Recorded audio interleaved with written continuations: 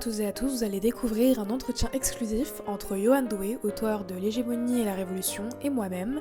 Nous avons tenté d'explorer de quelle manière on pouvait articuler la pensée gramsciiste et notamment son concept de subalternité avec des luttes décoloniales ou de manière un peu peut-être plus large, les luttes antiracistes. C'était la première fois que j'organisais un tel événement. Aussi, je n'ai pas réussi, la caméra a un petit peu surchauffé et du coup, il est possible que certains passages ont été coupés, certaines conversations ont été coupées, certains échanges à la fin ont été coupés. J'en suis navrée, mais j'espère que vous allez quand même passer un agréable moment. Bon visionnage.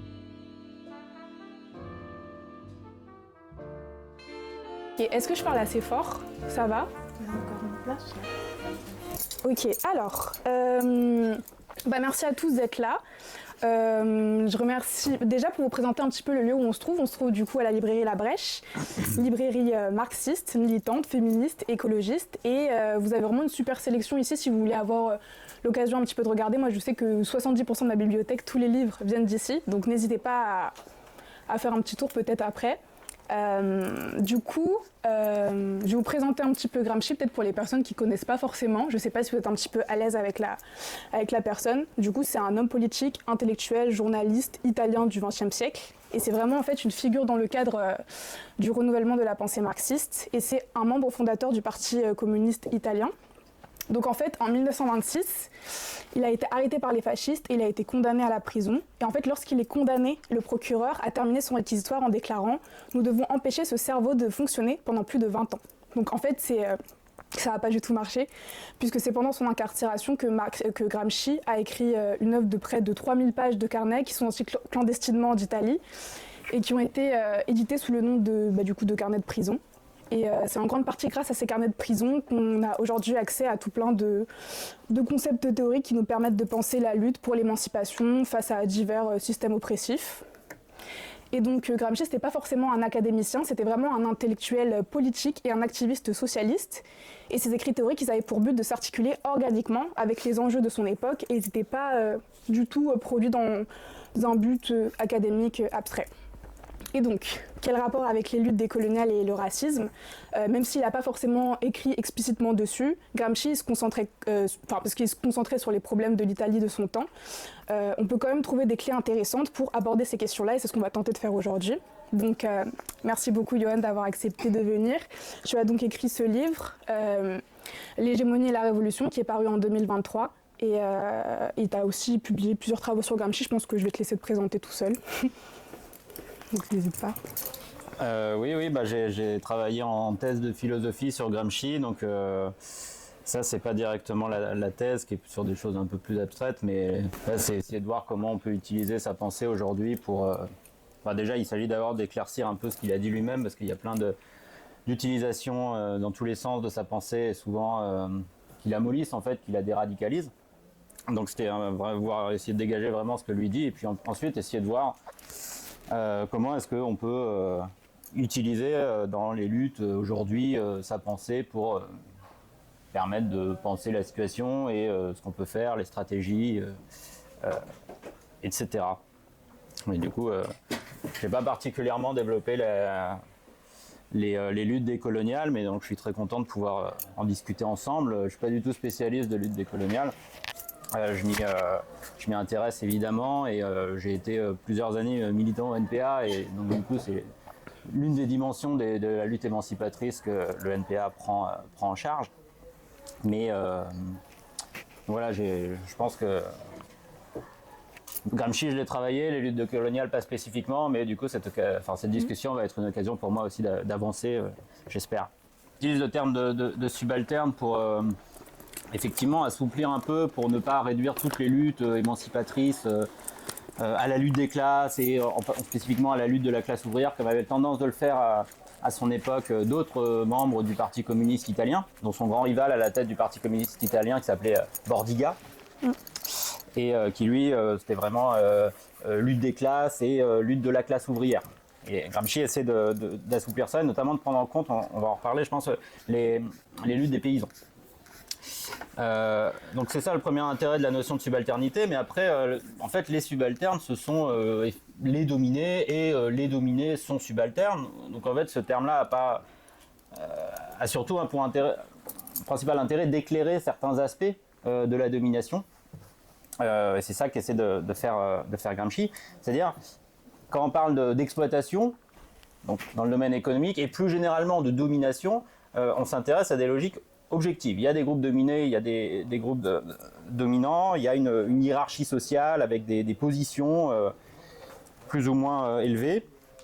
Gramsci, en parlant de subalternité, il va essayer de comprendre un peu l'aspect subjectif de tout ça. Pas que les rapports objectifs, mais l'aspect subjectif.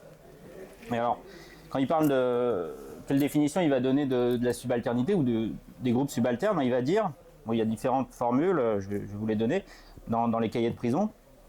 Une des formules qu'il utilise, il va dire, les subalternes, ce sont ceux qui n'ont pas l'initiative historique, qui sont soumis à l'initiative historique des groupes dominants.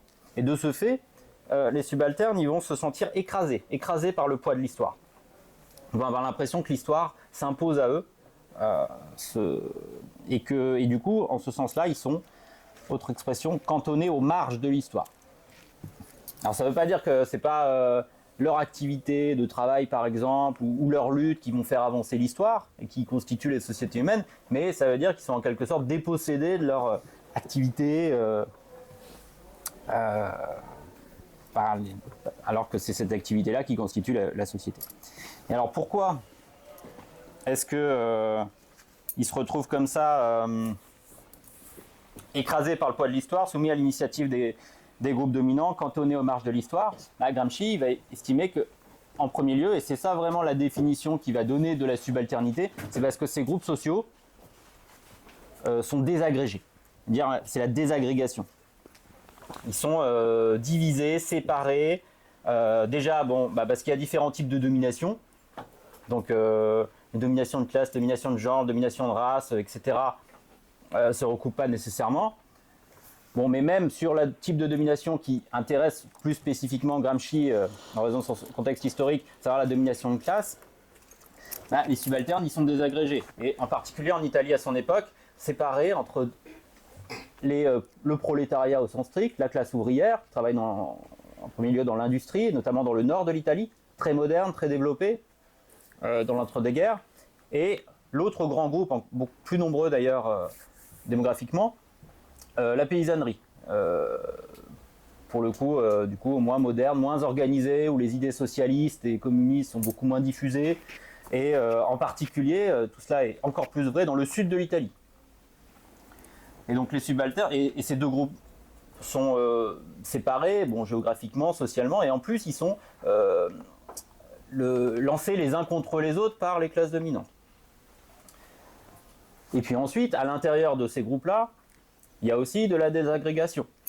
C'est-à-dire, notamment dans la paysannerie du sud de l'Italie, chaque village a ses traditions, sa fierté locale, ses récits, etc., etc. Et donc, c'est ça le cœur de la subalternité, c'est la désagrégation. Et donc le but, ça va être donc on a un problème qui explique la situation des subalternes, mais du coup ce problème, il indique directement la solution, et ça va être tout l'objectif de Gramsci, de penser comment est-ce qu'on peut unifier les subalternes par-delà tous ces aspects de désagrégation que je viens d'évoquer. Et du coup, il faut les organiser politiquement et diffuser des idées, des conceptions du monde qui vont être à même de leur redonner leur initiative historique, leur redonner une capacité d'action dans l'histoire. Oui, justement, c'était du coup la prochaine question, c'était comment réfléchir en fait à une alliance pratique entre les différents groupes subalternes, parce que t'écris qu'il y a des positions qui sont hyper hétérogènes, rien que par exemple dans les rapports d'emploi capitalistes, entre salariés stables, entre ceux qui sont plus précaires, entre les chômeurs, il y a des différences juridiques de statut liées si on est immigré ou si on a ses papiers, etc., des divisions géographiques entre grandes villes, banlieues, etc., l'effet du racisme, de l'hétéropatriarcat.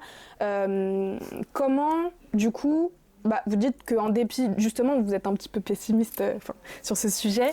Comment est-ce que vous dites qu'on n'a pas réussi à mettre en place une réelle convergence des luttes et qu'aucun groupe social n'a été en mesure d'exercer justement une activité hégémonique pour l'instant.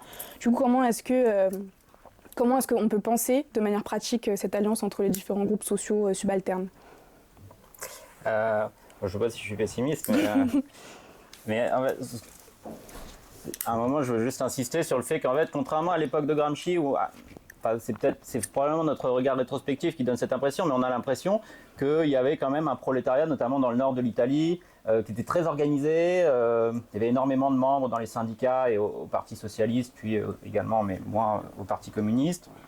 Le marxisme était très diffusé, etc. Donc, on a l'impression qu'il y avait déjà au moins un noyau dur de subalternes organisés, à partir duquel il allait être possible d'entraîner les autres dans la lutte. Et c'est ça ce que veut faire Gramsci. L'idée d'hégémonie, de lutte hégémonique, c'est ça.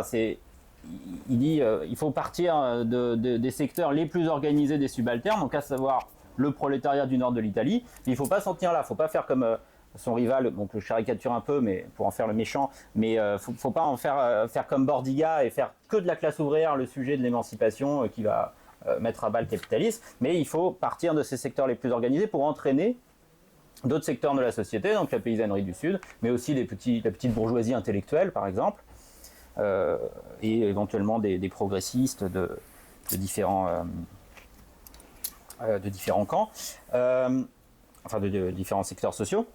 Et donc, il faut la stratégie, c'est ça, c'est de construire l'hégémonie. Donc, ça s'oppose d'une part au réductionnisme de classe de Bordiga, mais aussi à une autre tendance qui serait juste un appel au peuple, comme si le peuple ou les subalternes en général étaient déjà unifiés, comme s'il suffisait de faire un appel au peuple, ce qui est ce qu'on peut appeler une stratégie populiste, opposant le peuple aux élites et un peuple qu'on présuppose déjà défini, unifié, doté d'une identité préconstituée. Ce qui est évidemment illusoire si on part comme Gramsci du point de départ, à savoir que les subalternes sont définis au contraire par leur désagrégation, tout ce qui peut les diviser.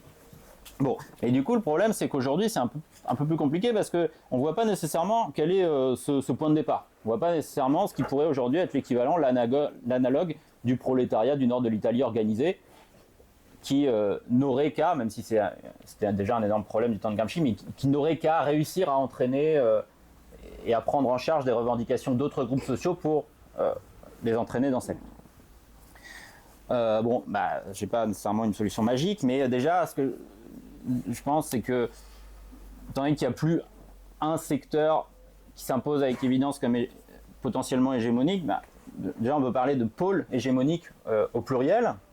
On pourrait dire il suffit de regarder les mouvements sociaux des dernières années, et ça nous donnerait une bonne idée de quels sont les différents pôles hégémoniques à partir desquels on peut initier une dynamique d'unification des subalternes. Donc le mouvement syndical, évidemment, le mouvement féministe, le mouvement antiraciste, les soulèvements de la terre, etc. Et dans une perspective gramscienne actualisée, le problème, ça va être de faire comment chacun de ces pôles on va développer, massifier, radicaliser sa propre lutte, mais va aussi réussir dans sa lutte à faire des ponts, entraîner d'autres types de luttes et de revendications, comme les prolétaires du temps de Gramsci devaient le faire avec les paysans du Sud. Et ça suppose que chacun de ces secteurs réussisse à dépasser un certain nombre de carcans ou d'étroitesse des revendications.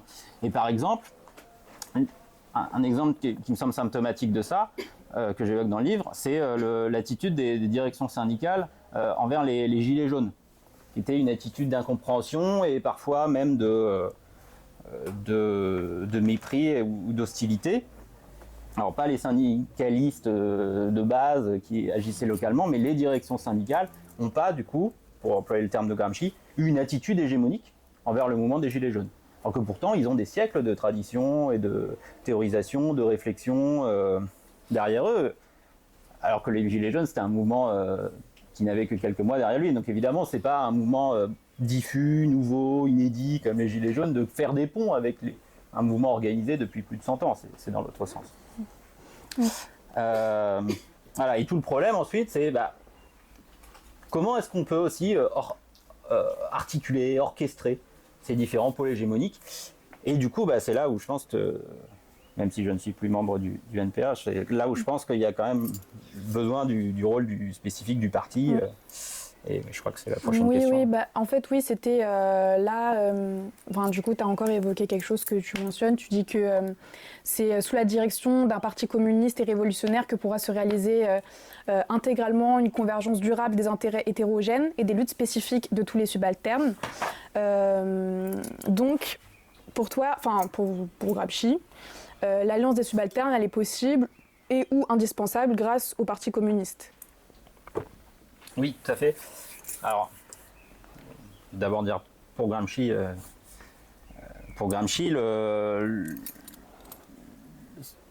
l'opérateur, l'acteur qui pourra permettre au prolétariat de se dépasser et pas juste de penser à améliorer ses conditions de travail, augmenter son salaire, etc. Mais aussi penser aux situations des paysans du sud de l'Italie, faire qu'ils ne soient pas trop exploités par les grands propriétaires terriens, faire qu'ils puissent avoir une représentation politique, etc.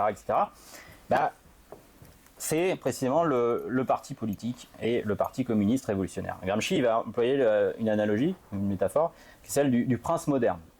C'est-à-dire, tout comme le prince c'est le prince de Machiavel, qui était censé unifier l'Italie, unifier la nation italienne et le peuple italien contre les armées étrangères, notamment françaises, qui envahissaient l'Italie à l'époque. Le prince moderne, le parti communiste, il doit réussir à unifier les subalternes pour renverser le système capitaliste et ses ramifications locales dans le sud de l'Italie qui sont presque encore féodales en fait, mais instrumentalisées par le capitalisme au niveau national. Et donc c'est le prince moderne pourquoi ? Parce qu'un parti politique, ça se place au niveau du pouvoir global dans une société.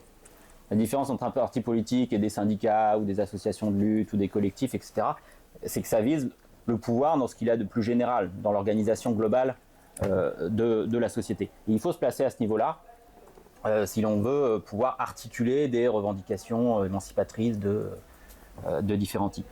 Et pas n'importe quel parti, donc un parti révolutionnaire et communiste, parce que si on veut articuler des revendications aussi différentes que, pour rester dans la situation de Gramsci, que des ouvriers de l'industrie moderne et des paysans du sud de l'Italie, il faut changer l'ensemble de la société, l'ensemble de l'organisation sociale, et donc il faut une révolution économique communiste. Mmh. Et ça, plein de choses ont changé, mais je pense que ça reste toujours vrai. Et a fortiori, si on prend en compte des luttes que Gramsci n'a pas nécessairement thématisées ou sur lesquelles il ne s'est pas attardé, comme les luttes antiracistes, les luttes féministes, les luttes écologiques, pour réussir à satisfaire ces différentes revendications ensemble, ça présuppose un changement de la base économique de toute la société, évidemment. Mmh. Depuis tout à l'heure, tu parles beaucoup du coup du cas des paysans du sud de l'Italie. Et du coup, quel parallèle on peut établir peut-être entre l'analyse gramscienne des rapports nord-sud en Italie et les relations, par exemple, entre métropole coloniale et territoire colonisé. Il y a une dame qui s'appelle Uria Bentuami Molino qui a écrit un article qui fait un petit parallèle entre Fanon et Gramsci. Et elle, en fait, elle parle par exemple de racisation des masses paysannes du sud. Oui, alors, donc tu l'as dit tout à l'heure, mais Gramsci, il parle peu de l'impérialisme à l'échelle mondiale, du racisme, de la colonisation, etc. Il s'arrête surtout sur le cas italien. Alors, il est quand même critique. Bon, l'Italie, c'était pas l'un des pays les plus où l'impérialisme était le plus développé. Et d'ailleurs, les classes dominantes italiennes en étaient un peu frustrées. Elles avaient un peu honte par rapport aux classes dominantes anglaises ou françaises qui avaient des énormes empires. Et au début des années 1910, les Italiens se sont dit il faut qu'on ait un empire là. Et ils ont commencé à aller conquérir la Libye, qui était juste de l'autre côté de la Méditerranée. Et il y a eu des débats au sein du Parti socialiste à l'époque pour savoir est-ce qu'il faut répandre la civilisation, le progrès, faire avancer un peu dans l'idée que l'histoire est une grande marche, et du coup, même si la colonisation c'est pas génial, ça fait quand même avancer des peuples un peu primitifs. Bon, et il y a d'autres socialistes dont Mussolini, qui était au Parti Socialiste à l'époque, mais qui à l'époque était à la gauche du Parti Socialiste. Il y a d'autres socialistes qui s'opposaient à ça en disant que c'était pas possible d'accepter des moyens comme la colonisation. Et Gramsci reste dans cette perspective-là, et donc il critique évidemment tout cela. Mais c'est pas énormément développé. Là où il s'intéresse le plus à quelque chose qui est analogue à la colonisation, donc c'est entre les rapports entre le nord et le sud de l'Italie. Mais pourquoi ? Parce que en Italie, il y a eu l'unification nationale tardivement, en gros entre la fin des années 50 et 1870. Il y a une unification nationale qui s'est faite par le nord. C'est le nord de l'Italie, le nord-ouest plus exactement, le Piémont, dont la capitale était la ville de Turin, qui a en gros conquis le reste de la péninsule italienne avec le consentement de groupes sociaux, de la petite bourgeoisie notamment nationaliste, qui était pour une unification nationale, pour un régime plus souple que l'ancien régime qui était en place un peu partout ailleurs. Mais du coup, c'est à partir du nord que l'unification s'est faite. Et en fait, l'unification a surtout consisté à étendre le type de pouvoir qui était dans le nord. Et le sud s'est retrouvé donc dominé sur tous les plans. Sur un plan politique, parce que alors il y avait une démocratie représentative partielle, censitaire, donc il y avait des élections où tout le monde n'avait pas le droit de vote, mais en gros, les classes dominantes étaient principalement issues du nord, ou des secteurs très privilégiés du sud. Donc dominé politiquement, dominé économiquement le sud, parce qu'il est plus pauvre, parce que le nord prélevait plein d'impôts, parce que il y avait des politiques protectionnistes qui faisaient que du coup les biens industriels étaient produits dans le nord étaient particulièrement chers, et du coup le sud, lui qui était agricole, se retrouvait lésé. Donc dominé économiquement, et le sud était aussi dominé idéologiquement ou culturellement. La langue l'italien s'est reconstruit à partir des langues du Nord, notamment de la langue de Florence. En fait, les gens du Sud, les méridionaux, étaient racisés, étaient considérés comme inférieurs biologiquement par tout un tas d'intellectuels du Nord. Gramsci écrit par exemple que donc il parle de colonisation, il dit la bourgeoisie septentrionale donc du Nord a soumis l'Italie du Sud et les îles, et les a ravalées au rang de colonies d'exploitation. Et il critique le phénomène de racialisation des méridionaux. Lui-même venait de Sardaigne, alors si on regarde la carte, on se dit la Sardaigne c'est plutôt dans le Nord, mais en fait les conditions sociales de la Sardaigne la rattachent au sud de l'Italie, parce que c'était pauvre, agricole, qu'il y avait des mines, et du coup c'était vraiment des colonies d'exploitation comme ceux dont il parle ici, etc. Le sarde était une langue différente, un dialecte ou langue différente de l'italien, etc. Et donc en ce sens-là, il théorise le rapport entre le nord et le sud comme un rapport colonial à l'intérieur même de la péninsule italienne. Alors évidemment, c'est atténué par rapport à ce qui se passait avec les colonies hors de l'Europe. Notamment comme l'Italie, je vous ai dit, elle n'avait pas d'empire, elle avait essayé de conquérir l'Éthiopie à la fin des années 1890, elle s'était fait vaincre par l'empereur d'Éthiopie, donc elle avait conquis la Libye, il y avait que ça à l'époque, mais quelques années après que Gramsci écrit et critique le colonialisme interne, pour le coup les Italiens se vengent de l'humiliation qu'ils ont subie en Éthiopie. Mussolini envahit l'Éthiopie, fait, je ne sais plus les chiffres, mais je crois que c'est dans les ordres d'1 million de morts. C'est les pires crimes du fascisme italien, en fait, c'est pas en Europe, c'est en Éthiopie. Il utilise des gaz de guerre qui étaient interdits par les différentes conventions, etc. Donc c'est quelque chose d'horrible, mais Gramsci ne connaissait pas ça parce qu'il écrit avant ça. Donc il voit un rapport colonial à l'intérieur de l'Italie, il est évidemment atténué par rapport à ce qu'il y a à l'extérieur de l'Europe, notamment parce que malgré tout, les paysans du sud de l'Italie, malgré toute l'oppression qu'ils subissent, ils conservent néanmoins des droits formels, civils, et progressivement ils gagnent des droits politiques, ils gagnent le droit de vote avec le suffrage universel arrive en 1913 je crois, et donc ça atténue tout ça, évidemment même si c'est formel, ça a quand même une certaine réalité. Mais c'est d'autant plus intéressant parce que ce que ça permet de mettre en évidence, je pense, c'est déjà que les phénomènes de racisation sont sociaux, n'ont aucun lien avec... ce sont purement des logiques sociales et qu'on peut tout à fait retrouver sur le continent européen. Tant qu'il y a un rapport impérialiste, il peut y avoir un phénomène de racialisation.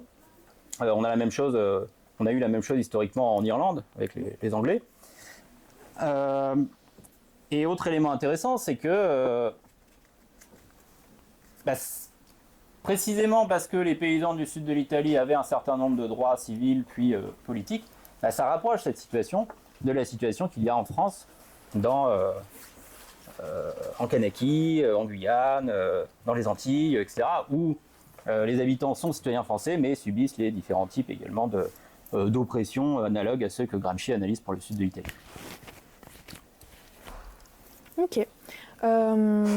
Du coup, on essaye un peu de comprendre comment, même si dans un contexte italien, on peut essayer de faire des parallèles un petit peu avec des perspectives décoloniales et tout, mais on peut quand même se demander, ça peut paraître un petit peu contradictoire parce que comment est-ce qu'on pourrait articuler la pensée de Gramsci, qui est ancrée dans une tradition marxiste européenne, avec des perspectives décoloniales qui justement critiquent l'eurocentrisme? Alors, oui, effectivement, en fait, même quelles que soient les prises de distance de Gramsci par rapport à la tradition marxiste, il reste marxiste et du coup, il hérite de tout ce qui, dans le marxisme, est lié au contexte européen qu'a vu sa formation.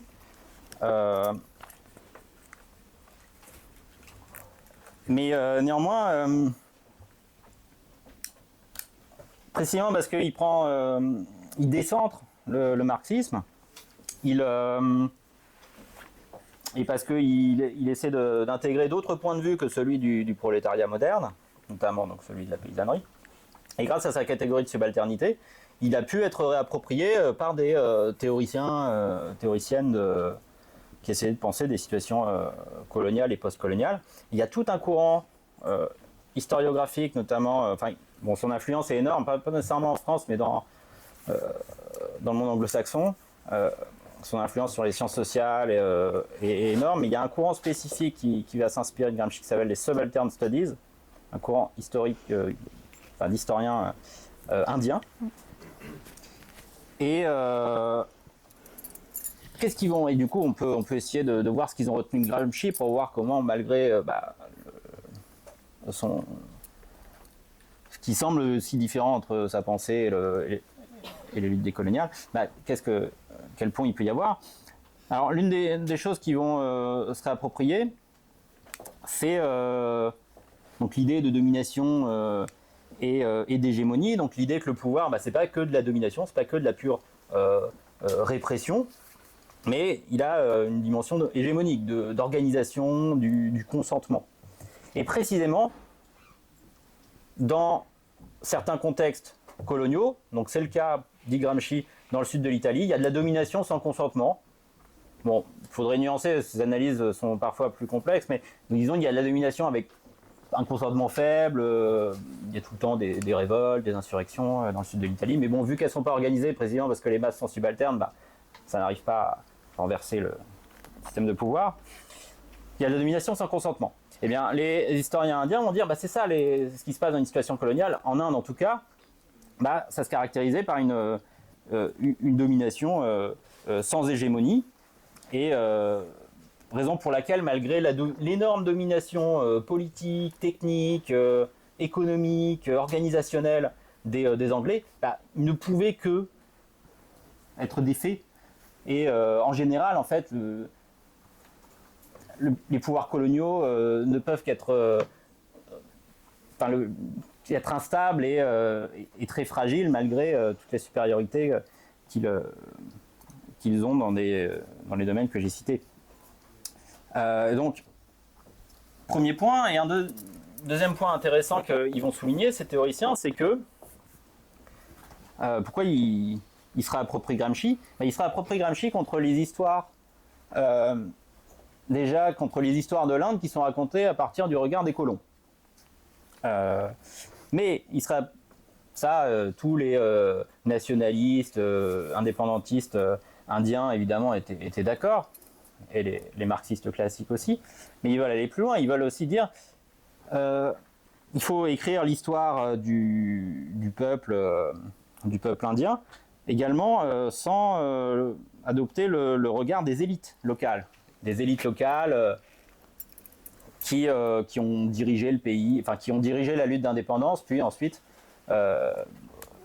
étaient au pouvoir après l'indépendance en 1947. Pourquoi ? Parce que ces élites locales, elles continuent d'adopter un mode de pensée qui est le même que, dans une certaine mesure, qui est le même que celui des colonisateurs. C'est-à-dire l'idée qu'il faut avancer le plus vite possible vers la modernité conçue de manière européenne, le fait qu'il faut développer l'économie conçue d'une manière capitaliste, le fait qu'il faut construire un État-nation stable, fort, etc., à nouveau sur le modèle européen, etc. Et en fait, ce que vont montrer les historiens des Subaltern Studies, c'est que, bon, déjà, les luttes d'indépendance, c'est pas du tout que guidé par ces élites avec ces idéaux-là. Il y a des luttes paysannes qui partent dans tous les sens, qui sont spontanées, qu'on a oubliées parce qu'elles ne laissent pas de traces écrites. Mais elles étaient extrêmement puissantes et diverses, et elles étaient animées d'idéaux qui n'étaient pas nécessairement des idéaux empruntés, issus de l'idéal européen de modernisation. Voilà, donc il faut réussir à écrire et penser l'histoire et les luttes décoloniales du point de vue des subalternes, ce qui est une sorte de... ce qui, en un certain sens, extrêmement difficile, voire impossible, parce que déjà, il n'y a pas de documents historiques qui sont laissés par ces mouvements-là eux-mêmes. Les seules choses qu'on en sait, et c'est particulièrement difficile du coup pour des historiens, c'est ce qu'en ont dit les colonisateurs qui ont réprimé ces mouvements spontanés. Autre difficulté, c'est l'extrême diversité de toutes les aspirations, etc. Mais en même temps, on ne comprend rien en fait aux luttes décoloniales si on ne sait pas d'adopter ce point de vue-là, et si on se contente, du point de vue des colons évidemment, mais même du point de vue des élites locales. Bon, voilà un type d'exemple de ce qu'a pu apporter la pensée de Gramsci pour penser les processus de décolonisation. Cela étant, il y a quand même des petites différences, évidemment, entre les auteurs que j'évoque là. Alors, je pourrais vous donner les noms si vous voulez, mais l'historien fondateur des Subaltern Studies s'appelle Ranajit Guha, G-U-H-A, et une autrice très célèbre des Subaltern Studies, plutôt en tirant les conséquences philosophiques, c'est Gayatri Spivak, qui croise questions décoloniales et les questions féministes. Mais bon, ce que je voulais dire, c'est que ces auteurs-là, ils s'éloignent quand même un peu de Gramsci, parce que dans ce contexte colonial, il n'y a pas ce secteur des subalternes qui est censé, à partir duquel est censée s'opérer l'unification des autres, à savoir le prolétariat industrialisé. Et donc, eux, ils mettent au premier plan les masses subalternes paysannes dans toute leur diversité locale. Alors, il y a de la diversité des masses paysannes dans le sud de l'Italie, mais dans un pays comme l'Inde, une diversité sur tous les plans, linguistique, religieuse. Donc, voilà, donc c'est pas du... Gramsci, et du coup, il insiste sur l'importance de prendre en compte le point de vue de la paysannerie, mais toujours comme un allié essentiel, mais toujours comme un allié. Et l'acteur premier, ça reste néanmoins le prolétariat moderne, et c'est pourquoi, du coup, il reste quand même lié à un cadre marxiste traditionnel, quels que soient les décentrements qu'il opère. Ouais, c'est vrai que ça peut être des fois un petit peu compliqué. Moi, dans mon travail, des fois, j'ai un petit peu de mal à penser justement le marxisme dans un contexte, par exemple en Afrique subsaharienne, parce qu'il n'y a pas forcément une classe bourgeoise délimitée, surtout avant dans les années 70. Donc ouais, c'est pas forcément les mêmes scissions de classe, les mêmes rapports de domination, donc ça peut être un peu plus compliqué à transporter dans d'autres contextes. Du coup, la dernière question qu'on va avoir sur ce thème lié à la subalternité, c'est par rapport à... tout à l'heure, du coup, tu as parlé du consentement. Gramsci dit qu'il n'y a pas... qu'il y a une forme il y a une alliance entre le consentement des masses et du coup, la coercition des masses dominantes qui produit du coup leur domination. Et du coup, comment est-ce qu'on pourrait penser l'art et la culture dans la construction d'une contre-hégémonie subalterne qui viserait justement à ne pas consentir à la domination culturelle bourgeoise ou coloniale? Toi, tu parles par exemple de conquête culturelle du prolétariat qui permettrait leur autonomie, par exemple. Alors, l'expression de conquête culturelle du prolétariat, c'est une citation que je fais d'Ernest Mandel, un grand dirigeant théoricien trotskiste. Et Mandel, quand il pense à ces conquêtes culturelles du prolétariat, donc à mettre en parallèle du coup avec les conquêtes sociales ou les conquêtes organisationnelles, donc la construction des syndicats, des partis, etc. Et donc les conquêtes culturelles, c'est par exemple, il dit que c'est la création de journaux ouvriers ou liés au mouvement socialiste, d'associations sportives, culturelles, évidemment aussi l'élaboration théorique, notamment marxiste, etc. etc. Bon, et alors, donc ça, c'est pour le mouvement ouvrier, mais dans les luttes décoloniales, c'est, alors je sais pas, j'ai envie de dire plus important encore, je ne sais pas si c'est plus important, mais c'est évidemment extrêmement important, pour déjà une raison assez simple, c'est que il y a toute une dimension du rapport colonial et de la subalternité coloniale qui repose sur l'inculcation de l'idée d'infériorité, sur l'infériorisation, souvent avec des arguments biologiques, comme Gramsci le mettait déjà en évidence pour le sud de l'Italie. Et du coup, le simple fait d'affirmer sa propre dignité, culturellement, la valeur de sa culture, la valeur de son identité, etc., c'est déjà une énorme valeur politique. Alors évidemment, c'est aussi important pour le mouvement ouvrier, la dignité ouvrière, c'est quelque chose d'important, mais ça joue peut-être encore un rôle plus central dans les luttes décoloniales.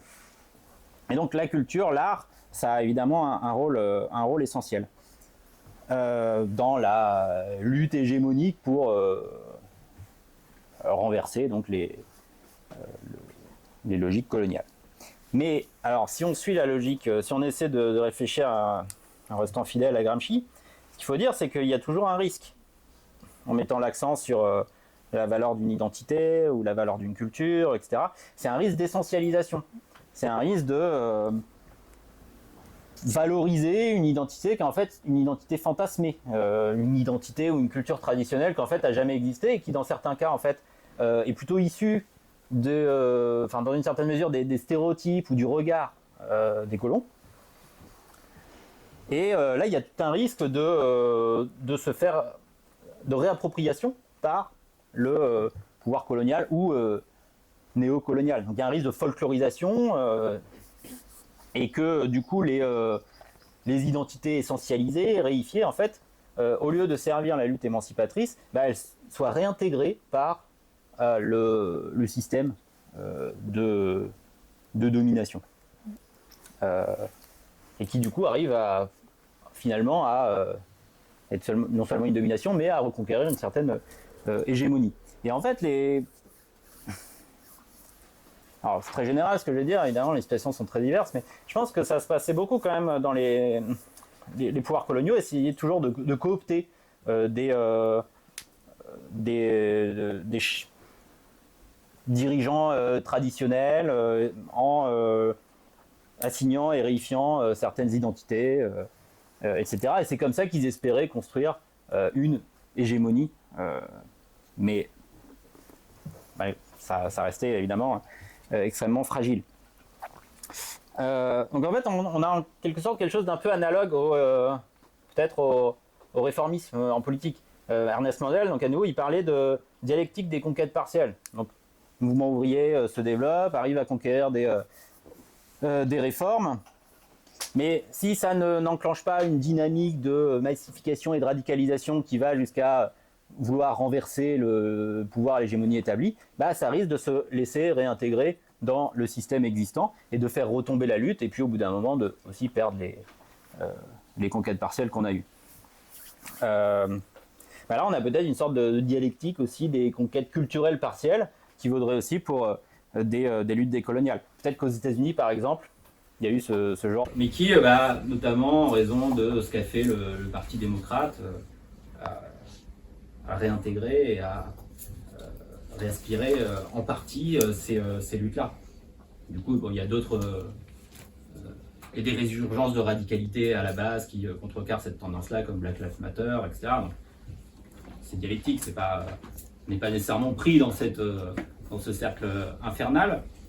Mais voilà, le genre de risque que, tout en insistant sur la dimension, le rôle essentiel de la culture, c'est d'ailleurs ce qu'on retient de lui en général, Gramsci permet aussi de penser le type de risque qu'il peut y avoir à ce qu'il appelle la guerre d'opposition. La guerre d'opposition politique, ça ne se réduit pas au réformisme. La guerre d'opposition culturelle, ça ne se réduit pas à la valorisation des identités, aussi importante soit-elle, mais il faut que tout cela prenne place dans une lutte hégémonique qui veut aller jusqu'au bout. Ok.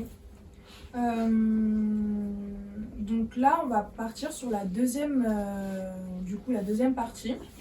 Ça va être un regard un petit peu plus critique, plus contemporain sur Gramsci. Je vais te citer, tu dis dans ton livre, il ne s'agit pour nous ni de conserver à l'identique, ni de rejeter intégralement les perspectives politiques et stratégiques de Gramsci, mais plutôt de se demander dans quelle mesure et en quoi elles pourraient être modifiées ou développées afin d'être rendues adéquates à la situation présente. Donc, pour toi, quelles seraient peut-être les limites de l'application de la pensée gramscienne aux luttes décoloniales contemporaines? On a déjà peut-être évoqué la question du fait qu'il n'y avait pas le même rapport de classe déjà.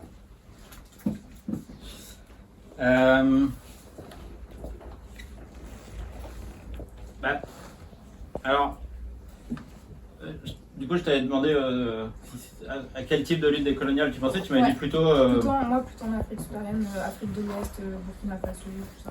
Alors... c'est plus les pays sur lesquels je travaille, ouais.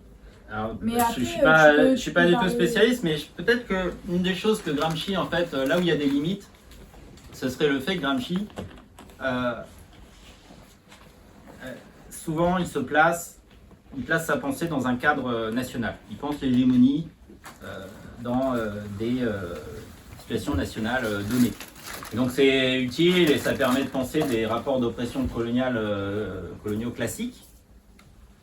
Lorsqu'il y a un pouvoir colonial qui est sur un pays colonisé, comme en Inde, ou lorsqu'il y a une population de colons, dans les cas des colonies de peuplement, sur un territoire colonisé, donc comme en Algérie française, sous la colonisation française. Mais en revanche, ça devient beaucoup plus difficile de penser avec Gramsci les rapports néocoloniaux, c'est-à-dire quand les colons ne sont plus là, quand il n'y a plus de pouvoir colonial.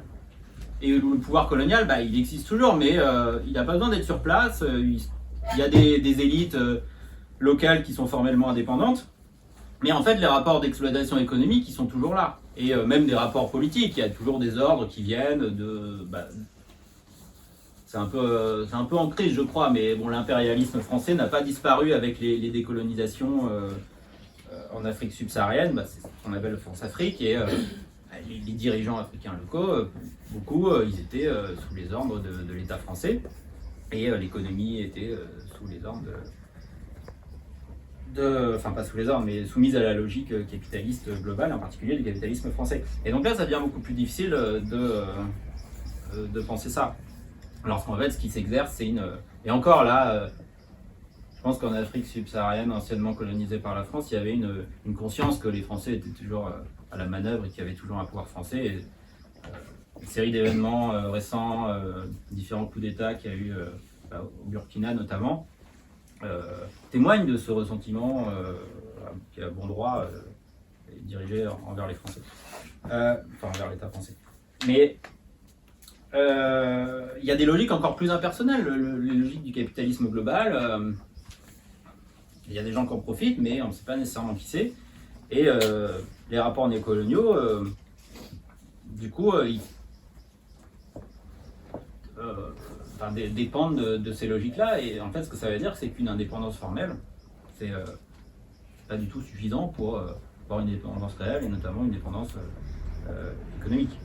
Bon, et sur ce plan-là, je pense que Gramsci peut beaucoup moins apporter de choses que les théorisations de l'impérialisme qui s'attarde qui s'intéresse plus aux rapports objectifs. Alors, je vous ai dit, Gramsci, l'intérêt, c'est qu'il met en évidence les rapports subjectifs, politico-idéologiques, mais bon, il y a d'autres théoriciens, d'autres théories marxistes qui s'intéressent plus aux rapports économiques proprement dit, notamment dans ce qu'ils ont de globaux, de mondiaux, d'impersonnels. Et ça, c'est peut-être plus utile aujourd'hui, penser à un certain type de pouvoirs néocoloniaux. Toujours pour rester sur cette lancée plus moderne, plus actuelle, quel rôle les réseaux sociaux peuvent-ils jouer positivement ou négativement dans la construction d'une hégémonie subalterne et d'un sens commun? Toi, déjà, tu pointes deux problèmes. Déjà, le premier, c'est que comme il y a une autonomie, l'autonomie, elle est relative, parce qu'on reste sur des plateformes capitalistes et on reste conditionné à des logiques algorithmiques. Là, par exemple, on va un petit peu moins parler de la Palestine par moment, on va un petit peu moins, là, on parle quasiment plus de la Nouvelle-Calédonie. Je ne sais pas si vous, sur vos algorithmes, vous voyez toujours, mais moi, perso, je ne vois plus rien. Et aussi, le deuxième problème, c'est qu'il y a des prises de parole qui peuvent être contradictoires en fonction des individus et que du coup, on n'arrive pas à se placer dans une élaboration collective, idéologique qui serait cohérente. Et toi, tu parles d'une logique de prolifération.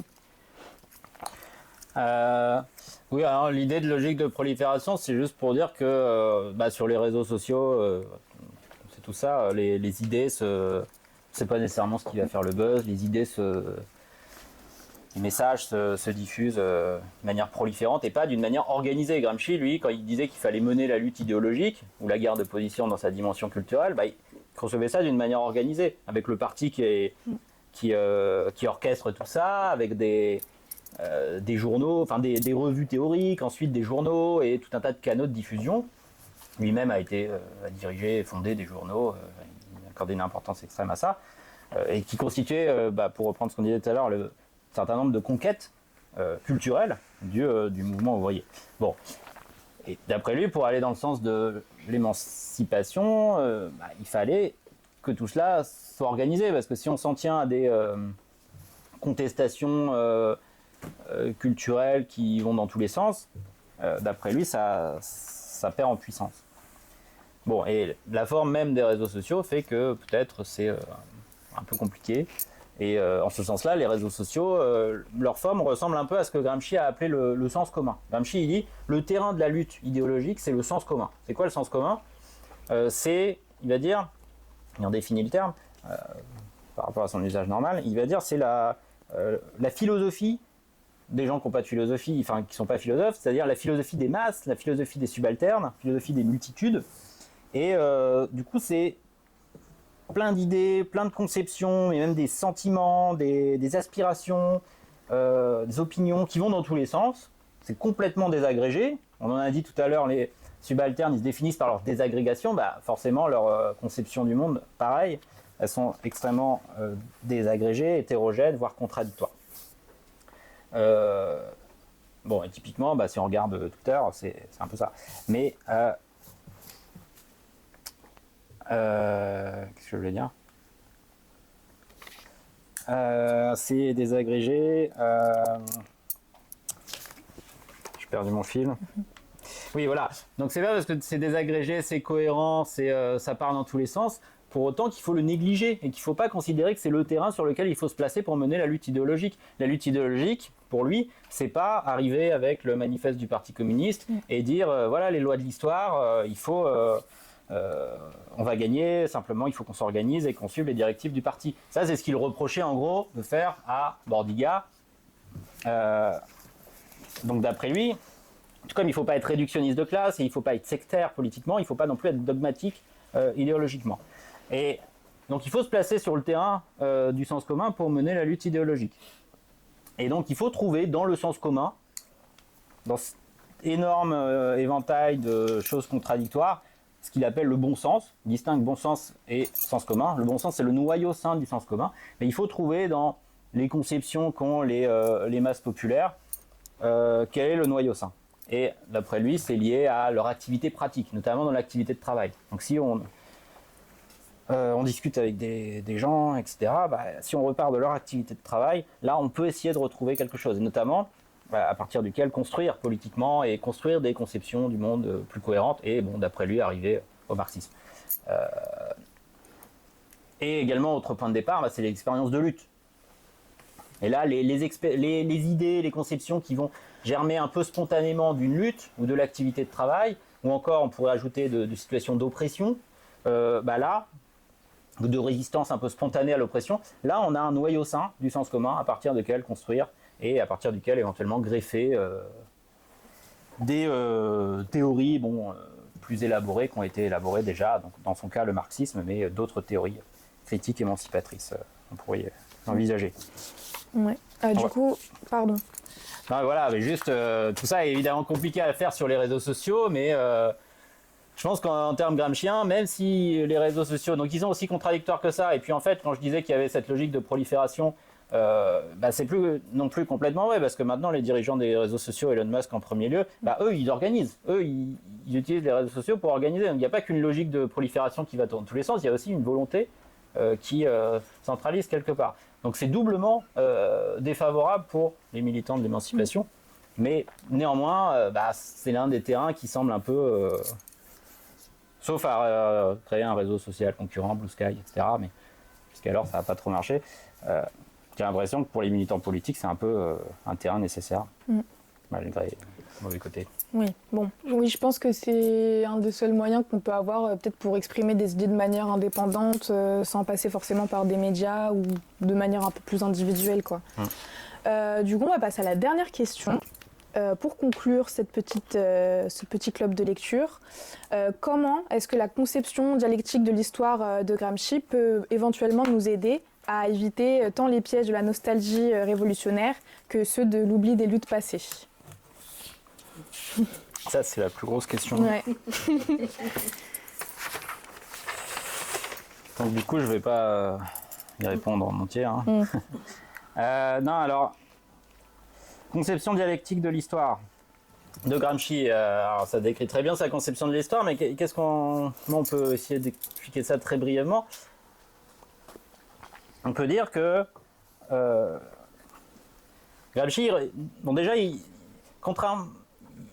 quand il réfléchit et qu'il essaie de renouveler le marxisme, il va dire le marxisme, on peut l'appeler autrement. Alors déjà, il était en prison, donc il y avait plein de termes ou de noms de code qu'il utilisait pour, si jamais ces geôliers fascistes lisaient ses textes, et peut-être aussi si jamais ces textes se retrouvaient un jour dans les mains des dirigeants des partis staliniens. Donc il était très prudent, donc il y avait des noms de code. Et le marxisme, il dit on peut l'appeler, appelons-le philosophie de la praxis. Et il le dit pas, il le fait. Philosophie de la praxis. Mais c'est pas que un nom de code. Pourquoi philosophie de la praxis? Praxis, c'est quoi? C'est l'activité, en grec. Philosophie de la praxis, parce qu'on part de l'activité humaine. Le point de départ, le postulat de toute compréhension des sociétés humaines, comme je le disais tout à l'heure, c'est l'activité des masses, des subalternes en définitive, même s'ils sont dépossédés de leur capacité de faire l'histoire. Eh bien, si on veut comprendre l'histoire, il faut partir de l'activité humaine. Mais évidemment, comme disait Marx, les êtres humains font l'histoire, mais dans des conditions qu'ils n'ont pas choisies. Et donc, il y a une dialectique entre la praxis, l'activité humaine, et toutes les structures qui, à un certain moment, viennent de leur propre activité, mais qui s'imposent à eux, qui contraignent leur propre activité. La structure la plus massive étant le système capitaliste. Et donc, Gramsci, il a une conception de l'histoire qui est comme ça, et évidemment, il est marxiste, il voit des constantes, il voit des structures, il voit des rapports objectifs d'exploitation notamment, ou de domination. Mais il a quand même une conception de l'histoire qui est toujours ouverte. Alors ça ne veut pas dire que tout est contingent et qu'il peut se passer n'importe quoi à n'importe quel moment, mais ça veut dire qu'il n'y a jamais de nécessité absolue. Et du coup, ce que ça va impliquer, c'est que on peut faire un usage souple du passé, et notamment des expériences émancipatrices passées, mais jamais en les répétant à l'identique.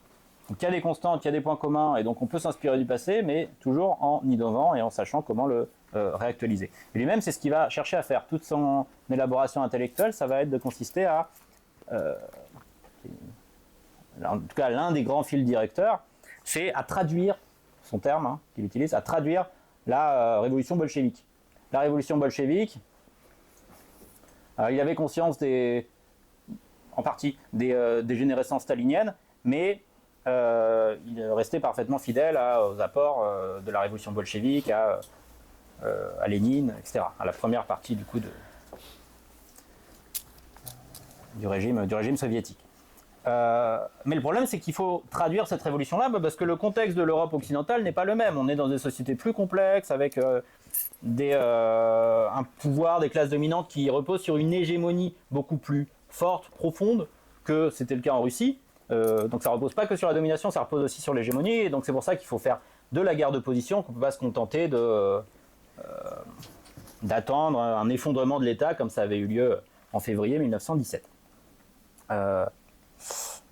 Et donc il faut traduire la révolution russe à l'ouest, et donc il faut pour cela élaborer des stratégies nouvelles comme celle de guerre de position, repenser le pouvoir à partir de l'idée d'hégémonie, penser le parti d'une manière différente du parti bolchevique avec cette idée de prince moderne, etc., etc. Alors, si on continue cette logique de traduction, nous ce qu'il faut dire c'est que non seulement il faudrait qu'on les corrige, parce que évidemment la révolution bolchevique elle a réussi, mais le régime auquel elle a donné lieu, au bout d'un moment, il est devenu un obstacle à l'émancipation. Donc traduire et corriger, donc c'est pas évident. Mais et voilà le rapport au passé qu'on pourrait envisager. Et alors, pour être un peu plus concret, mais ce ne sera pas non plus très concret, c'est Gramsci, son époque, il la voyait comment ? Il voyait trois grandes tendances à son époque. Il disait, enfin, il ne l'a pas dit comme ça, mais il a théorisé trois grandes tendances d'évolution qui indiquaient des directions différentes que pouvait prendre l'humanité. Donc son temps, sa contemporanéité était comme déchirée entre trois directions.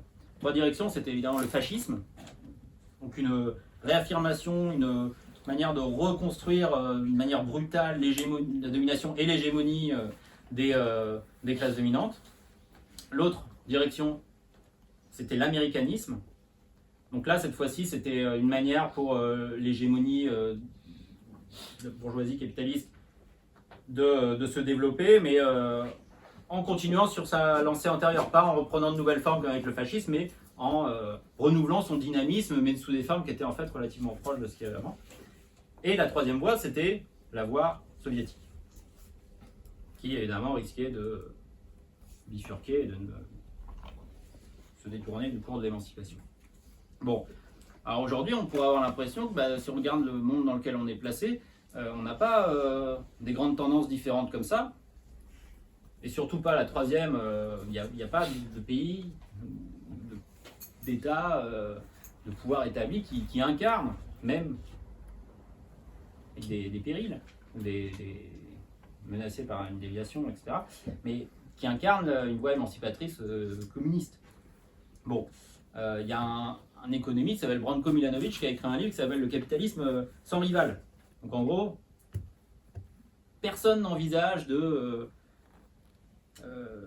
sérieusement d'alternative au capitalisme. Et ce que veulent les gens, c'est simplement la liberté, la prospérité individuelle. Et en gros, il y a deux modèles, c'est les États-Unis et la Chine. Il y a un système de capitalisme méritocratique, individualiste aux États-Unis, et un système de capitalisme politique organisé par l'État en Chine. Mais en gros, ça reste en définitive à peu près les mêmes présupposés dans les deux cas.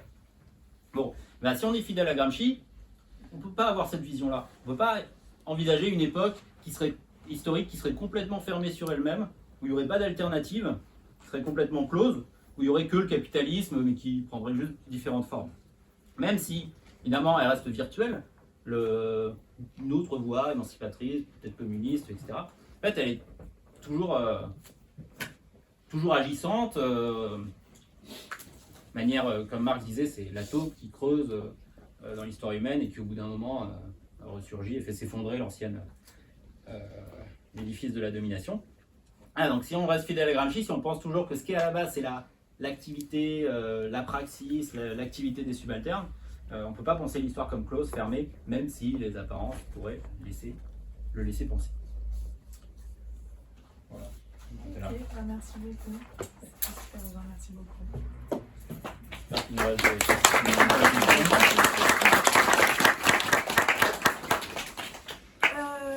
Eh bien, c'est à vous. J'imagine que vous avez plein de questions à poser par rapport à ces interventions qui étaient très édifiantes. Allez-y, soyez pas timide. Vas-y, Rio. Moi, en fait, il y a plein de trucs, mais le truc avec lequel je voudrais commencer, c'est je veux avoir votre avis sur quelque chose. On parlait notamment de comment lier le graphisme aux luttes d'indépendance et de décolonisation d'Afrique subsaharienne et de l'Afrique sahélienne au sens plus général. Moi, il y a un obstacle que j'observe, c'est que le modèle national, dans la perception de Gramsci, il va rencontrer un obstacle, si on essaie de l'appliquer stricto sensu dans l'Afrique sahélienne ou subsaharienne, c'est qu'il n'existe que parce qu'il a été construit. Il a été construit juste pour servir l'intérêt néocolonial, mais il n'a pas de subsistance concrète. C'est-à-dire que dans le Sahel actuel, par exemple, les nationalismes, ils sont balbutiants, parce qu'ils n'ont jamais été construits sur un projet dans la durée, mais sur un projet de servitude. Et le truc, c'est que, pour moi, ce qui va handicaper en grande partie, et c'est déjà le cas actuellement dans certaines régions, l'hégémonie révolutionnaire de ces territoires-là, ça va être le fait qu'elles vont se fracturer justement à l'endroit de l'unification. Parce que là où dans la décolonisation, il y avait une unification nationale, parce que c'était la nation décolonisée contre le colonisateur, enfin de façon simplifiée quand même, hein, mais voilà. Là, on va rentrer dans une période, je trouve, qui va retourner vers une sorte de tribalisation de la libération. Si je prends l'exemple du Tchad, par exemple, moi, ma mère est du Tchad. Au Tchad, là, on retourne vers une forme de tribalité dans la conflictualité des gens. C'est-à-dire qu'ils vont plus réfléchir à une façon d'émanciper le Tchad de la puissance néocoloniale, mais par exemple à la façon dont les Gourans vont s'émanciper de la présence des Arawa, parce que les Arawa sont incapables de s'organiser, et en reproduisant des schémas de racialisation. Par exemple, nous, on est très raciste, il faut le dire, avec les Arawa, en considérant qu'ils ne sont pas capables de conscientiser la libération. Et le truc, c'est qu'en fait, du coup, pour moi, l'endroit où cette théorisation européenne de la libération s'effondre, ou en tout cas se balbutie un peu dans les pays colonisés, c'est que comme il a été fait par des Européens qui, à l'époque, étaient déjà très nationalisés et avaient une conscience plus nationale que raciale ou ethnique de l'organisation, il est dur à transposer sur des populations qui, très souvent, elles, pour le coup, réfléchissent de façon écoute.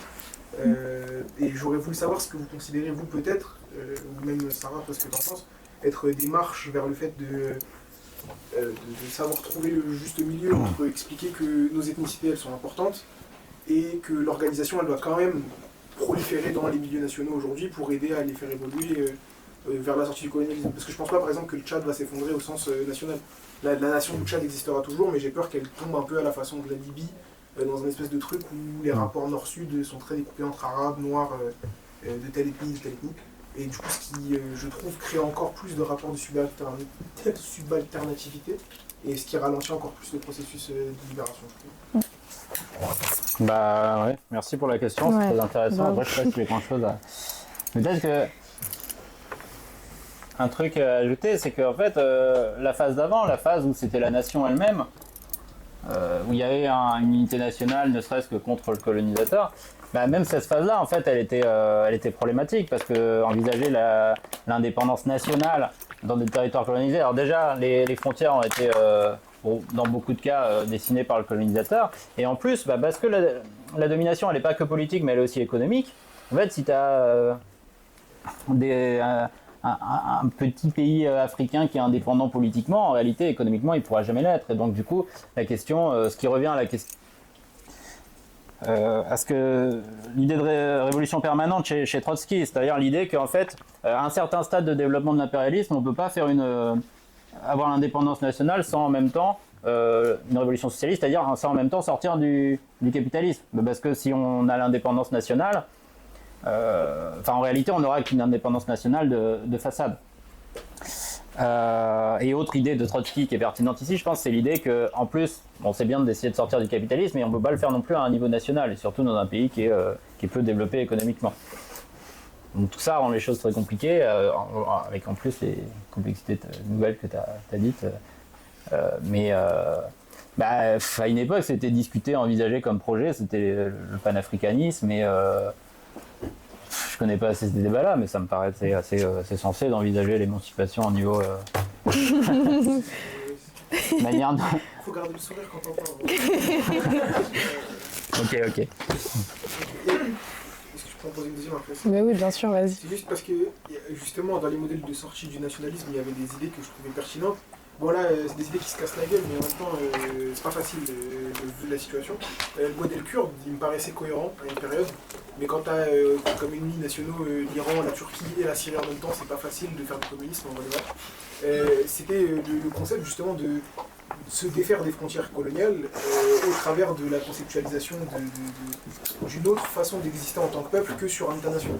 Par exemple, dans les premières pensées révolutionnaires kurdes, il y avait cette idée de se dire qu'on ne veut pas, il y a un pays kurde, on veut pas un Kurdistan comme pays, mais on veut une région dans laquelle les Kurdes évoluent politiquement, on veut se défaire de cette idée de frontière-là. Quand on regarde, il y a beaucoup de pays d'Afrique, notamment sahélienne, qui elles aussi ont eu des partis internationalistes, en tout cas qui voulaient sortir du modèle des frontières. Au Tchad, on avait le Parti socialiste internationaliste, mais il n'a pas tenu longtemps, il a fait ce qu'il a pu. Et le truc, c'est que je ne sais pas si vous voyez, vous, là, dans les alternatives à venir, une chance qu'il y ait un renouveau de ce modèle-là, de la sortie de la frontière et de la sortie du nationalisme. Est-ce que ça paraît cohérent ou pas du tout, vu de la tournure des choses actuellement? Moi, je trouve pas. Je précise. Au Kurdistan? Ou Pas plus au généralement? Kurdistan en général. Je sais pas, faudra regarder pays par pays. Ouais. Mais en fait, au Kurdistan, ça a marché un petit peu aussi au Rojava, au Kurdistan syrien, parce qu'il y avait une guerre civile et du coup l'État-nation syrien s'effondrait. Mais maintenant qu'il commence à se réaffirmer, on voit que c'est contesté. En fait, le problème, c'est que vouloir échapper aux frontières, le problème, c'est que les États-nations qu'il y a autour, ils veulent pas ça. Donc, limite, c'est encore plus compliqué de vouloir échapper aux frontières en étant sur 4 pays qu'essayer de construire un État-nation nouveau. Enfin, je sais pas lequel est le plus compliqué, les deux sont extrêmement compliqués, mais... Donc non, je sais pas où ça pourrait... L'idée doit être de confédéralisme démocratique, c'est comme ça qu'ils appelaient ça au Kurdistan, mais d'ailleurs récemment, là, il y a un peu une bifurcation de la direction du mouvement kurde turc de renoncer à ce modèle-là, et à plus essayer j'imagine, de négocier une sorte d'autonomie culturelle locale. Genre Öcalan, le dirigeant kurde turc historique, a annoncé Proposer de mettre fin à la lutte armée, de dissoudre le PKK. On ne sait pas ce qu'ils demandent en échange, mais peut-être qu'en échange, c'est ça, une sorte d'autonomie politique et culturelle locale. Donc ça a l'air d'être plus ça la perspective concrète, même si même ça, c'est pas probable que ça ne marche pas en raison de l'autoritarisme d'Erdogan. Est-ce que je sais pas si ça va un peu, enfin je me permets du coup, je sais pas si ça va être pertinent par rapport à ta question, mais moi ça me faisait un peu penser au fait que on n'a pas parlé de religion non plus par rapport, qui a été un instrument et qui est un instrument encore très important dans la colonisation et même la colonisation des esprits en général. Et ça rejoint aussi le dogme qu'on peut retrouver dans plein de choses, que ce soit politique, que ce soit religieux ou quoi.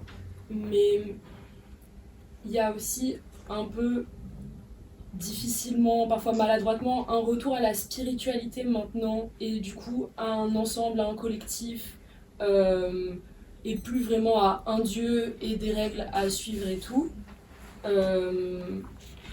Et donc un peu une coupure dans l'individualisme, genre à travers nous dans la société. Je sais pas si ça fait du sens ce que je dis. Ok, merci. Et du coup, en faisant ça, en fait, c'est des petites actions individuelles qui forment du coup, qui préparent le terrain à la révolution ensuite.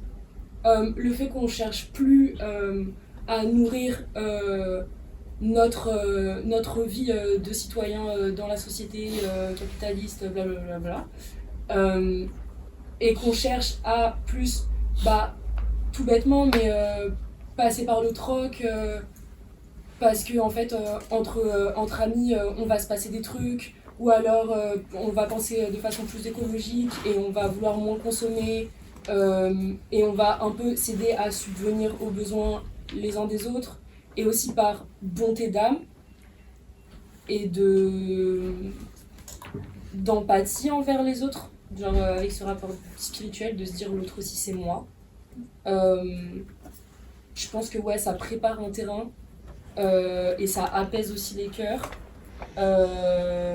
Bon après maintenant là, c'est un peu compliqué vu toutes les guerres énormes et plus centrées, genre plus petites qu'il y a.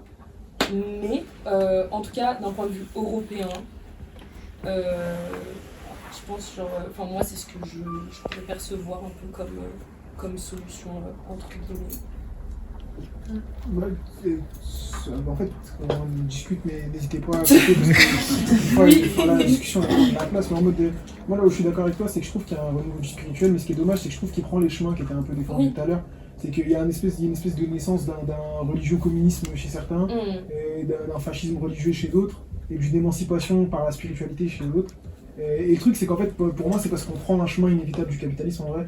C'est par exemple, pour ceux qui sont monothéistes, moi par exemple je suis musulman, je me rends compte qu'aujourd'hui il y a beaucoup de musulmans qui justement reproduisent les schémas du capitalisme parce qu'ils évoluent dedans. Et le truc, c'est qu'en fait, ils n'avaient pas eu le temps de le théoriser avant parce que le capitalisme s'est imposé récemment dans les mondes.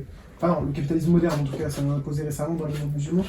Et du coup, on se retrouve face à une espèce de naissance de l'islam de droite et de l'islam de gauche, que je trouve des concepts un peu étranges parce que généralement, c'est juste comment tu tords ta religion pour que ça colle le mieux à ce que tu imagines.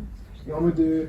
Là où je suis d'accord avec toi, c'est que pour moi, il y a une des chances de créer de l'hégémonie qui se développe ces derniers temps, c'est un espèce de sentiment spirituel commun, de se dire bon, c'est la merde de ouf.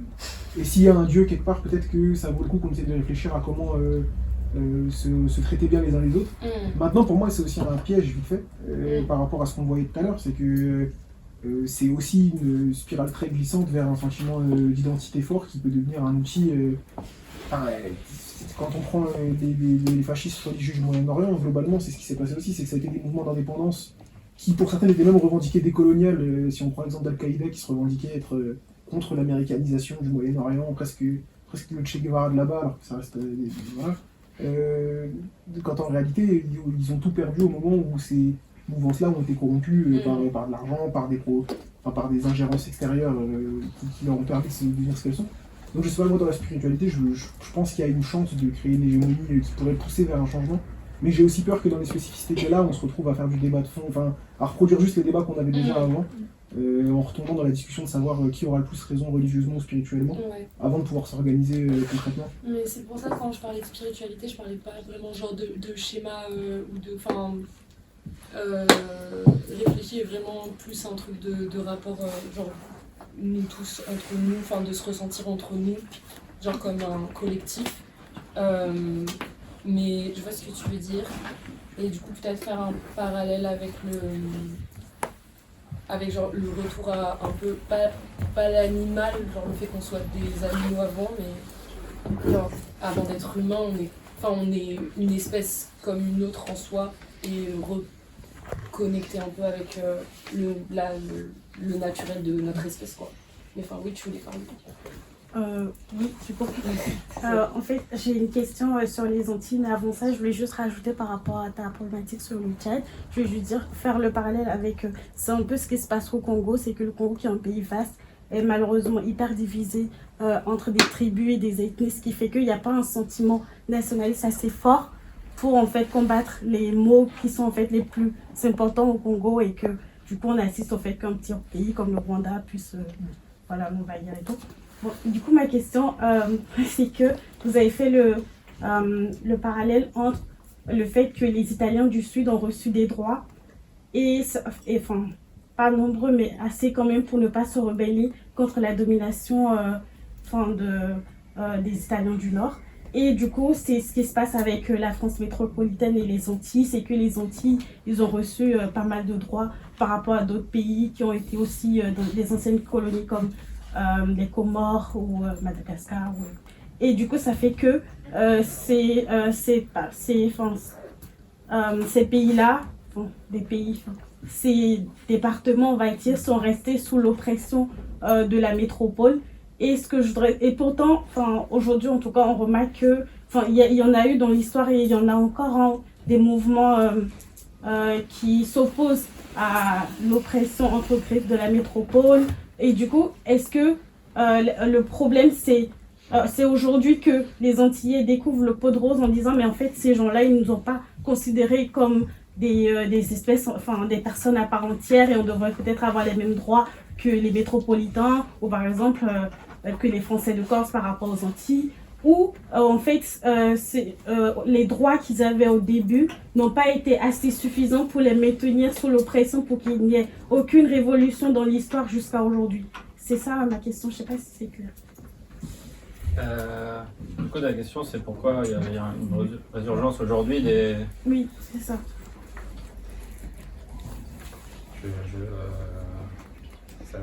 Je sais pas, je pense il faudra regarder territoire par territoire, mais... Alors, juste pour Gramsci, de ce que j'ai dit, je ne veux pas dire que en fait, donner des droits, c'est juste un moyen d'acheter la paix. En fait, ça dépend. Parfois, donner des droits, ça peut être... conquérir des droits, ça peut continuer à maintenir et à enclencher, à renforcer une dynamique de radicalisation qui va plus loin et qui va jusqu'à la victoire. Ça dépend de la victoire, on peut aller très loin.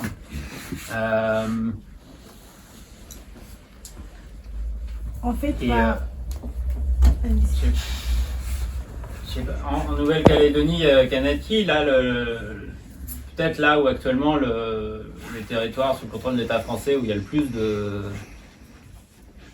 lutte décoloniale, je pense que c'est ce qui s'est passé. Les conquêtes de droits ont pas du tout mis fin au mouvement, et le mouvement qui était particulièrement intense et la répression qui était très violente dans les années 80, c'est pas les droits qui ont été gagnés les droits qui ont été gagnés n'y ont pas mis fin. Alors ça a peut-être pris des formes différentes, plus pacifiques, moins violentes immédiatement. Et là, depuis, je sais pas, juste en 2021, depuis que l'État français a organisé un référendum pendant le Covid et que du coup les Kanaks ne pouvaient pas aller voter en gros, et donc l'État français était sûr de gagner le référendum, donc, depuis qu'il était manifeste que les droits gagnés, et notamment le droit à l'autodétermination, en fait l'État français ne voulait pas sérieusement les accorder. Là, il y a une résurgence. Alors là, du coup, ça va dans ton sens. Une fois que les droits, on se rend compte que, finalement, ils sont juste formels et c'est un peu des mots. Il y a une résurgence et ça reprend des formes d'affrontements directs et de répression très brutale, etc. Mais, bref, toujours est-il que le rôle des droits est complexe, est dialectique, et du coup, si les subalternes arrive à les articuler politiquement dans une lutte hégémonique, le fait de gagner des droits, ça va pas du tout faire retomber ça peut, mais pas du tout nécessairement faire retomber la lutte. Après, il faut regarder chaque territoire, parce que les situations sont très différentes dans chaque cas. Mayotte, c'est très particulier. Là où il y a eu... je sais pas, faut regarder. Je sais pas si oui, un peu quand même. Un peu en partie. Ouais, il y a 2 places, ouais. Il y a 2 places là. Si jamais il y a des gens qui veulent s'asseoir. Mais je me demandais, est-ce que ce serait pas l'éducation qui serait l'outil le meilleur pour essayer de réunir les personnes dans les luttes de classe, en fait, à travers les pays, à travers différentes régions, pour rassembler les personnes qui font partie de classe subalterne, whatever you want to call it, et de rendre les personnes capables de se battre pour leurs droits un peu.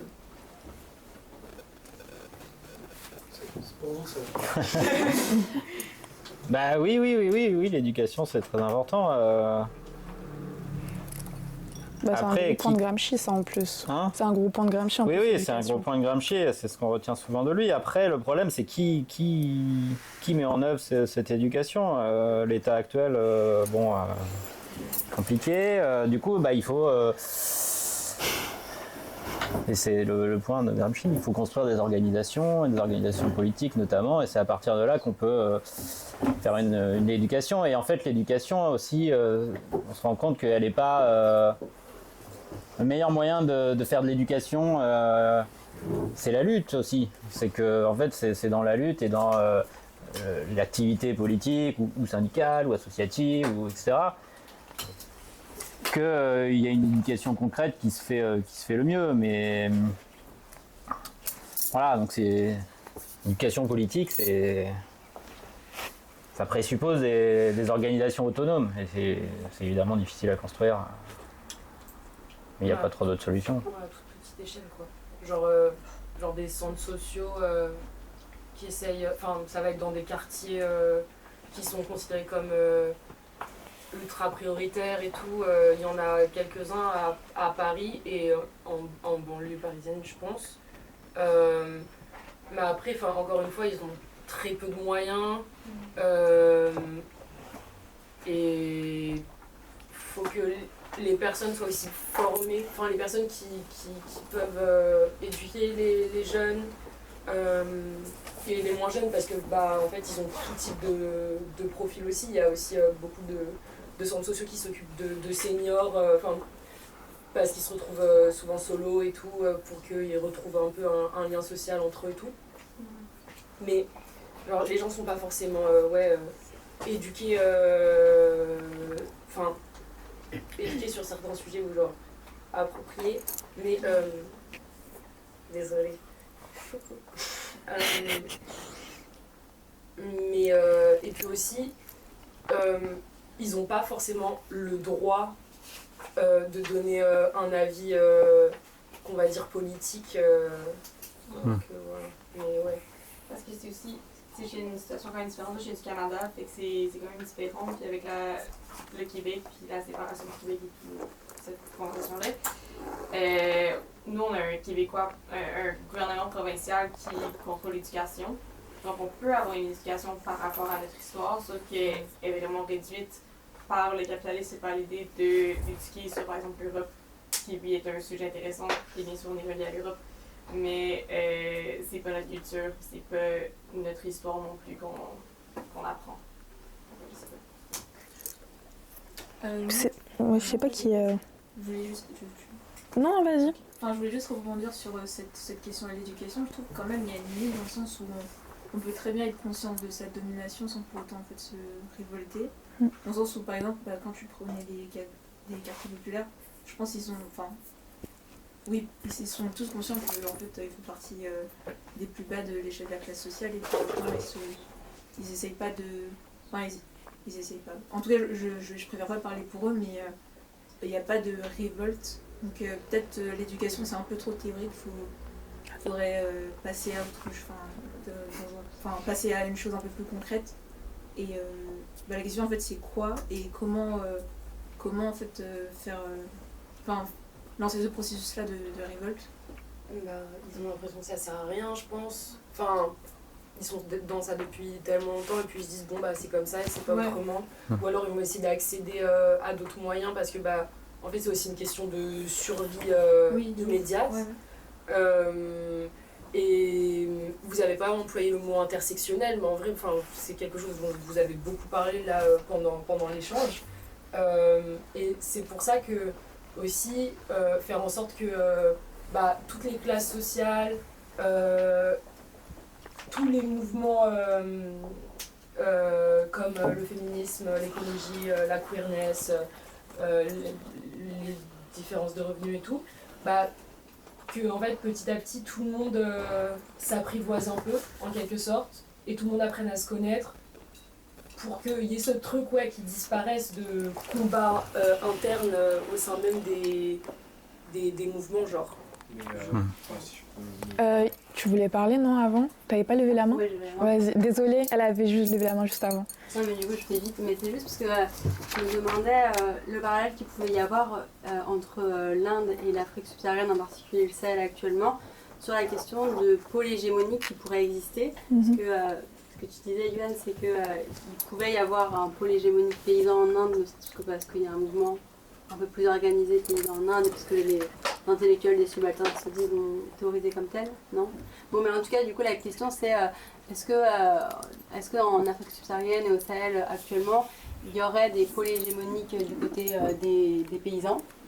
Première question qu'on peut se poser. Du coup, quelles organisations est-ce qu'ils auraient, eux, qui seraient leurs propres organisations? Et ensuite, en Afrique subsaharienne et au Sahel tout particulièrement, est-ce que, en fait, à qui ces paysans doivent-ils s'affronter? Est-ce qu'ils doivent s'affronter d'abord aux États nationaux qui, en fait, peuvent avoir des rôles ambivalents, c'est-à-dire à la fois chercher à développer un capitalisme local qui enrichissent le pays et qui permettent aussi le développement économique du pays, mais qui en fait est susceptible aussi d'opprimer les populations locales, ou bien s'attaquer d'abord au capitalisme mondial et à l'impérialisme, mais dans ce cas-là, comment ils s'y prennent? Ça semble aussi plus facile de s'attaquer à son capitalisme national que s'attaquer au capitalisme global qui est plus impersonnel.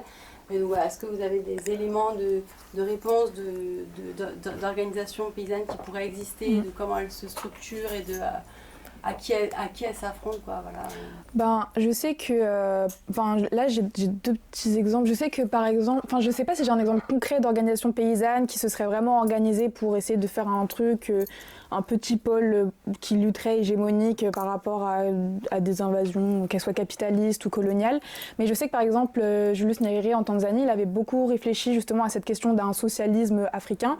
Il avait appelé ça l'Ujama, je sais pas exactement comment ça se prononce, mais pour lui, non, il n'était pas du tout dans cette logique de il faut construire un espèce de capitalisme à l'africaine dans des plus petits pôles, dans un pôle qui soit national ou au niveau villageois. Il faut justement s'émanciper. C'est là que je trouve que c'est une idéologie une idée qui est déjà un peu plus originale. Il faut essayer de... justement, il dit des bases très simples, c'est-à-dire il dit plusieurs points. Personne ne doit exploiter personne, tout le monde doit travailler pour tout le monde. C'est des petites... je sais pas dans quelle mesure il a réussi concrètement à mettre ça en place, mais philosophiquement, c'est des choses qui ont été beaucoup discutées en Tanzanie surtout.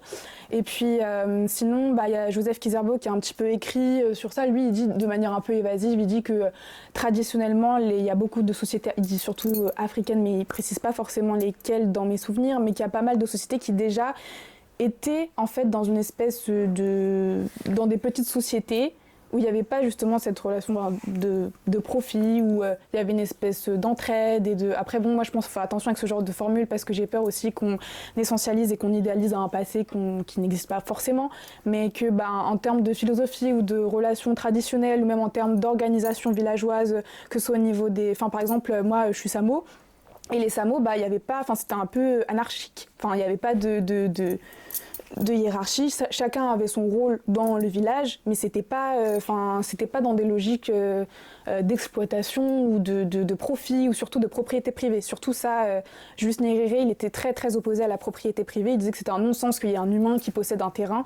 Il y a déjà des petits éléments de réflexion comme ça. Après, je sais pas. Je pense qu'au niveau à des niveaux de village partout en Afrique, je pense qu'il y a des exemples concrets que j'ai pas forcément, mais que en tout cas philosophiquement et politiquement, ça a été réfléchi et écrit.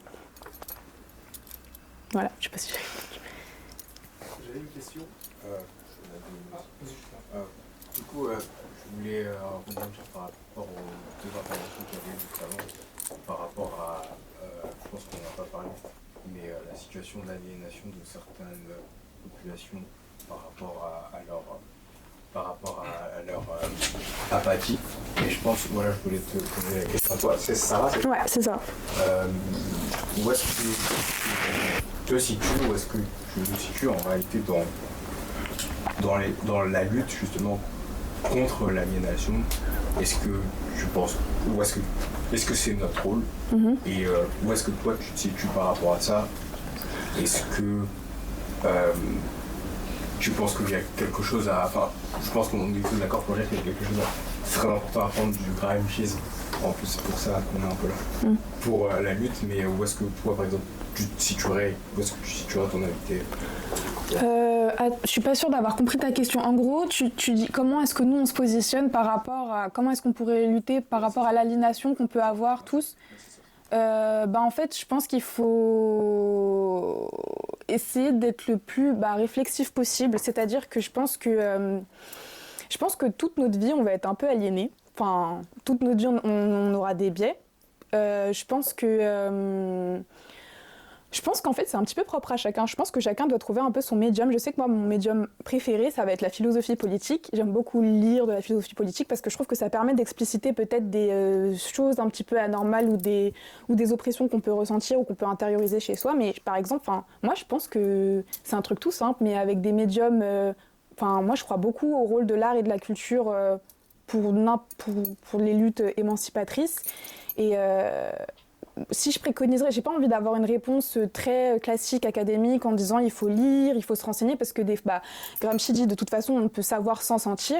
Et je pense qu'il faut quand même avoir des connaissances un petit peu brutes et se renseigner sans cesse. Je réponds pas à ta question, c'est ça? Non, si, parfait. C'est parfait, vraiment. Mais est-ce que tu te considères pas assez légitime pour faire partie, entre guillemets, je vais dire un gros mot, mais peut-être de ceux qui enseignent? Ah, moi non, ah non.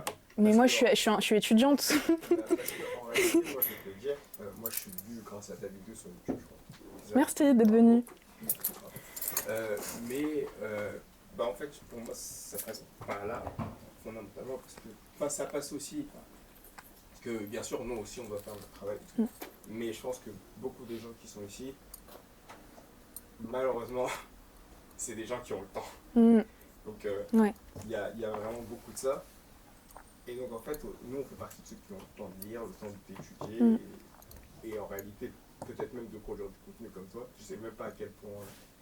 Je pense que tu es hyper booké. Mais bravo à toi pour ça. Merci, c'est gentil. Et je t'invite à continuer parce que on est vraiment dans une ère où il y a énormément de gamins qui sont éliminés, qui ne comprennent pas le monde. Je l'ai dit toi-même, lire de la philosophie politique, ça t'aide à comprendre le monde. Pour moi, si je peux me permettre, c'est de ma gueule. Franchement, c'est gentil. Continue. Et je pense que c'est aussi un peu tout notre travail de transmettre ça en réalité, parce que je pense qu'on est dans la bonne direction. Merci. Merci, c'est gentil. Oui, vas-y Rio. On va peut-être pas tarder. Au niveau justement de sa transposition sur d'autres contextes à part celui justement d'Italie de 1920-1930, est-ce que vous trouvez que c'est pertinent entre guillemets de le reprendre mot pour mot et de le placer dans d'autres contextes? Par exemple, on a parlé des contextes africains, il y a énormément d'interventionnisme, ce qui n'était pas le cas par exemple en Italie. Est-ce qu'il se calque à d'autres dynamiques qui sont assez différentes du point de vue de la puissance nationale? Du point de vue de la puissance nationale, c'est-à-dire l'intervention d'autres pays? Exactement. Est-ce que ça se calque justement sur des modèles où il y a de l'interventionnisme, où la lutte ce n'est pas seulement contre l'État en lui-même, mais contre l'État et celui qui l'a rendu fantoche aussi? Je pense qu'effectivement, c'est l'une des limites de Gramsci, c'est qu'il pense à partir d'un espace qui est national, et là, le problème, c'est qu'il faut essayer de réussir à articuler plusieurs espaces. Donc l'espace national, et essayer de trouver un moyen de contrecarrer la puissance qui intervient. Et ça, c'est compliqué, mais dans l'histoire, ça s'est fait. La guerre du Vietnam, elle a été gagnée par les combattants vietnamiens, mais en fait, on peut dire les combattants vietnamiens, c'est un peu comme s'ils avaient eu l'hégémonie sur les étudiants américains. Et ils avaient réussi à les entraîner dans leur lutte, et les étudiants américains avaient joué le rôle d'alliés. Et ça n'a pas été négligeable. Et donc voilà, c'est compliqué, mais il faut réussir à articuler deux espaces, et l'espace du pays colonisé ou soumis à une intervention, et l'espace de la métropole ou du pays qui envahit, pour affaiblir de l'intérieur aussi la métropole. C'est dur, hein, mais ça peut néanmoins être décisif, parce que comme la France en Algérie, le FLN était mal en point militairement. Mais la guerre devenait difficile à supporter économiquement.